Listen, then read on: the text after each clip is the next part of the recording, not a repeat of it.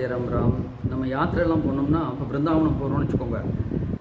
அங்கே நந்த கிராமம், அது மாதிரி பண்டர்பூர் போனோமா, கோபால்பூர், பூரி ஜெகநாத க்ஷேத்திரம் போனோமா, அங்கே சாட்சி கோபால், இந்த இடத்துல பார்த்தோமா அந்த பண்டாக்களுடைய ஒரு ஒரு ஒரு நச்சரிப்பு அப்படின்னு நம்ம நினைக்கிறோம்.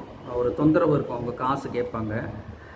அதை நம்ம எப்படி பார்க்கணுன்னா, அவங்க பகவானுக்கு அங்கேயே இருந்து தலைமுறையாக சேவை பண்ணிகிட்ருக்காங்க. அதனால் பகவான் மேலே அவங்களுக்கு தனி உரிமை இருக்குது. அவர்களுக்கு அதுதான் வாழ்க்கையே. அவங்களுடைய அன்றாட தேவைகள் எல்லாத்தையும் அங்கே கிடைக்கிற காசை வச்சு தான் அவங்க பார்த்துக்கிறாங்க. மோரோவர், பல தலைமுறைகளுக்கு முன்னாடி நம்ம தேசத்தில் நிறைய கலவரங்கள்லாம் ஆன காலத்தில் ஒருவேளை அவங்களுடைய சந்ததியினர் யாராவது அந்த சுவாமிக்காக உயிர் தியாகங்கள்லாம் கூட பண்ணியிருக்கலாம், நமக்கு தெரியாது. அதனால் நம்ம அதை தொந்தரவாவோ நச்சரிப்பாவோ நினைக்கக்கூடாது. அது நம்ம ஒரு நாள் நம்ம அங்கே போகிறோம், பகவானை சந்தோஷத்தோடு அவருக்கு சேவை பண்ணக்கூடியவர்களுக்கும் ஏதாச்சும் நம்ம உதவி பண்ணி தான் நினச்சி நம்ம பண்ணிடணும்.